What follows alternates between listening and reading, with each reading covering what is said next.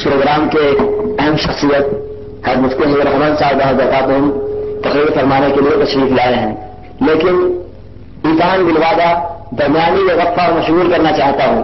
آپ حضرات نے اختر کا بھی نام دیکھا ہوگا اور ہم نے دائی حضرات سے وعدہ بھی کر لیا تھا. ان حضرات نے ایک موضوع بھی آج دوپہر میں بتلا دیا تھا، اسی سے متعلق چند منٹ آپ حضرات کے سامنے کچھ عرض کر کے پھر مفتی صاحب کو دعوت دیں گے.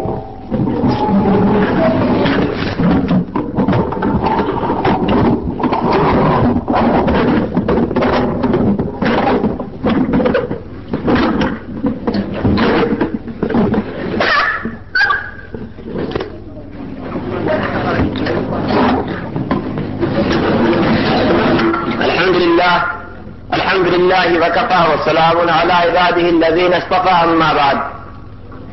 جہاں روح الامی ہو پر سمیتے شخص درو حیراں، جہاں روح الامی ہو پر سمیتے شخص درو حیراں، وہاں جرات کرے کیا کوئی کم آیا حقیر انسان.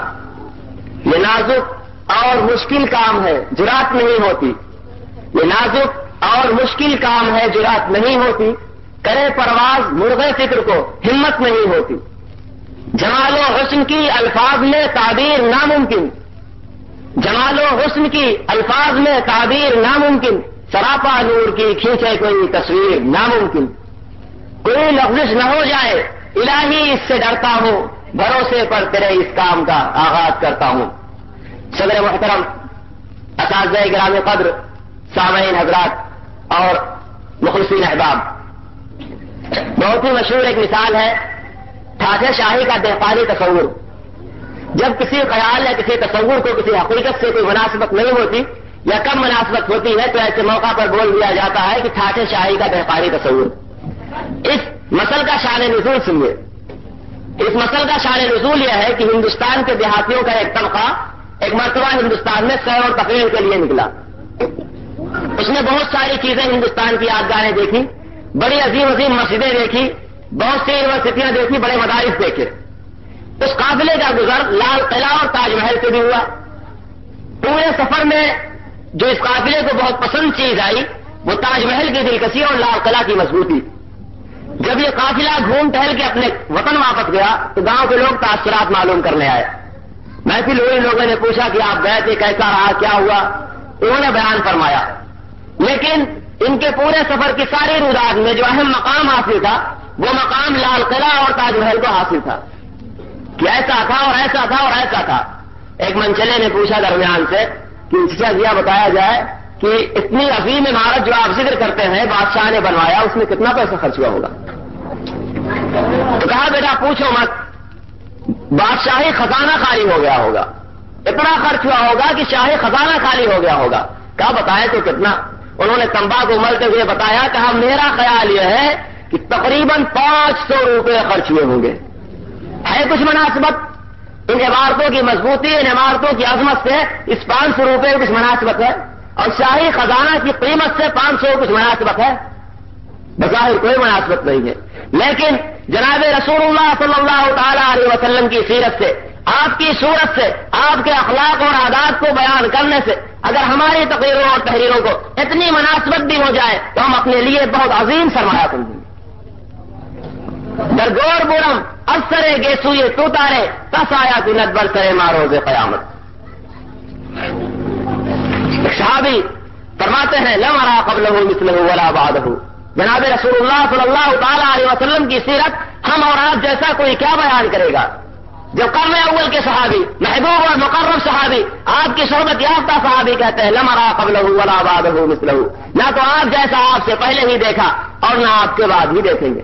حضرت ابو ہریرہ فرماتے ہیں کہ میں ایک رات بیٹھا ہوا تھا، چاند نکلا تھا، نبی اکرم صلی اللہ تعالی علیہ وسلم تشریف فرما تھے، جس میں اپہر پہ ایک حلہ پڑا ہوا تھا. حلہ کہتے ہیں اس لباس کو جس کی زمین تو سفید ہو اور دھاریاں سرخ اس پہ ہو، جس میں اپہر پہ ایک حلہ پڑا ہوا تھا. میں چاند کو دیکھتا تھا، روئے انور کو دیکھتا تھا. یہ فیصلہ کرنا مشکل تھا کہ میرے آقا محمد رسول اللہ صلی اللہ علیہ وسلم زیادہ حسین و جمیل ہے یا چاند حسین و جمیل ہے. بالآخر مجھے یہ فیصلہ کرنا پڑا کہ جمال محمدی کے سامنے چاند کے حسن جمال کی کوئی قیمت نہیں. زوجہ محترمہ حضرت عائشہ صدیقہ رضی اللہ تعالی عنہ بیان فرماتی ہے گیا محمد رسول اللہ صلی اللہ علیہ وسلم کا اخلاق کیا تھا.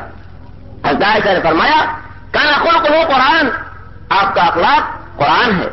جسے قرآن دیکھنا آپ کا اخلاق دیکھے، جسے آپ کے اخلاق تلاش کرنا ہو قرآن میں تلاش کرے. میرے دوستو یہ فیصلہ ہو چکا ہے قرآن حکیم کے بارے میں، لا تنقضی عجائبہ، قرآن کے عجائبات کبھی ختم نہیں ہوں گے. حضرت عائشہ فرماتی ہیں کانا خلقہ قرآن، دو چیزوں سے کیا بات نکلتی ہے؟ بیان کرنے والے بیان کرتے رہیں، لکھنے والے لکھتے رہے. محمد رسول اللہ صلی اللہ تعالی علیہ وسلم کی سیرت نامکمل ہی رہے گی، نہ لکھی گئی مکمل. ابھی سیرت محمد کئی بار لکھتے لکھتے ہوئے ختم روشنائی.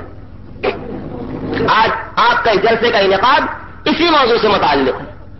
اس جلسے کا عنوان تو بڑا پیارا ہے، جلسہ عام، لیکن اس کے پیٹ میں عید میلاد النبی پوشیدہ ہے.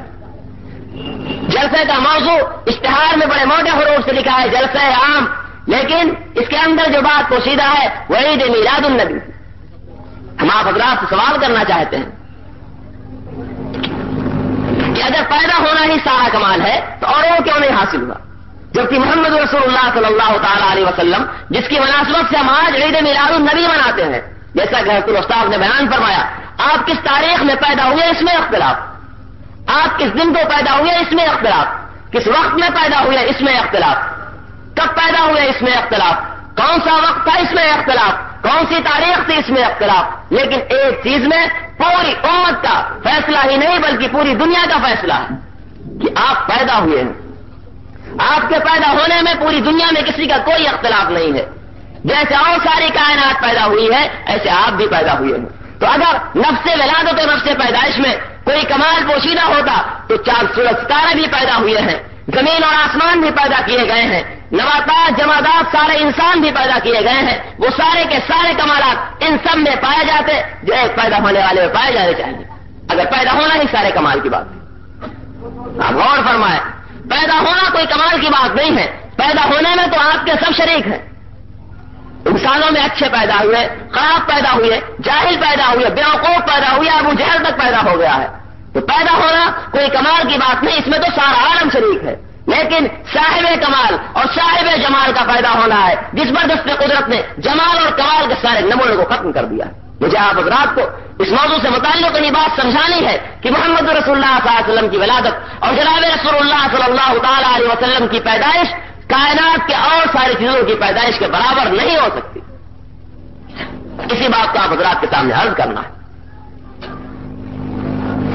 آپ کی پیدائش ایک ایسے نبی کی پیدائش ہے جو صرف قوم موسیٰ کا نبی نہیں ہوگا، جو صرف قوم عیسیٰ کا نبی نہیں ہوگا، جو صرف قوم عاد اور سمود کا نبی نہیں ہوگا، مکے مدینے حجاز اور تہامہ والوں کا نبی نہیں ہوگا، بلکہ جس کا فرمان ہوگا، جس کے بارے میں خدا وحدہ لا شریک کا ارشاد ہوگا، وما ارسلناک الا کافۃ للناس. اب تک جتنے نبی آئے تھے محدود وقت کے لیے آئے تھے، کسی خاص علاقے کے لیے آئے تھے، کسی ایک قوم کے لیے آئے تھے، لیکن میرے آقا و مولا سرکار والا تبار سید الابرار جناب رسول اللہ صلی اللہ تعالی علیہ وسلم کا پیغام آفاقی اور آخری ہوگا. آپ کی ولادت ایک ایسے صاحب کتاب کی ولادت ہے کہ جس کتاب کا مقام و مرتبہ ہے کہ نہ وہ کتاب صرف قیامت تک باقی ہی رہے گی بلکہ اپنے ماننے والوں کی ہر موڑ پر رہنمائی کرتی رہے گی. گھوڑے کچروں اور گدھوں کے زمانے کا نازل ہوا قرآن آج ایٹم بم اور راکٹ کیمیائی اسلحوں کے زمانے میں اپنے ماننے والوں کی ویسا ہی رہنمائی کر رہا ہے جسے اس وقت کر رہا ہے. آپ کی ولادت خدا وحدہ لا شریک کے اس محبوب کی ولادت ہے کہ زبان ایک تھی جس کے دیار کی قسمیں کھا رہی ہے.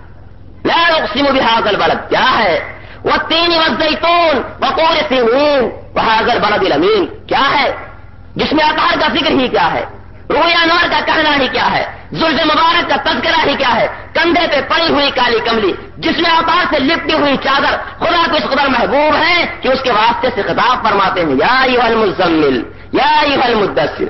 آپ کی ولادت کائنات کی اور شخصیتوں کی ولادت کے برابر کبھی نہیں ہو سکتی.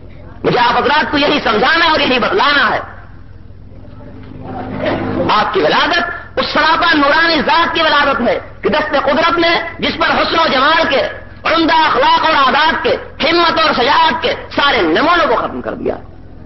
قیامت تک حسین سے حسین تر ہوا کریں، جمیل سے جمیل تر ہوا کریں، کیسے ہی اچھے اخلاق اور عادات والے ہوا کریں، کتنے ہی ہمتی اور بہادر لوگ پیدا ہوا کریں، جناب نبی کریم صلی اللہ تعالی علیہ وسلم جیسا نہ کوئی آیا ہے اور نہ آئے گا۔ موت الدہور وما اتینا بمثلہ ولقد اتا فاجبنا عن نظرائہ۔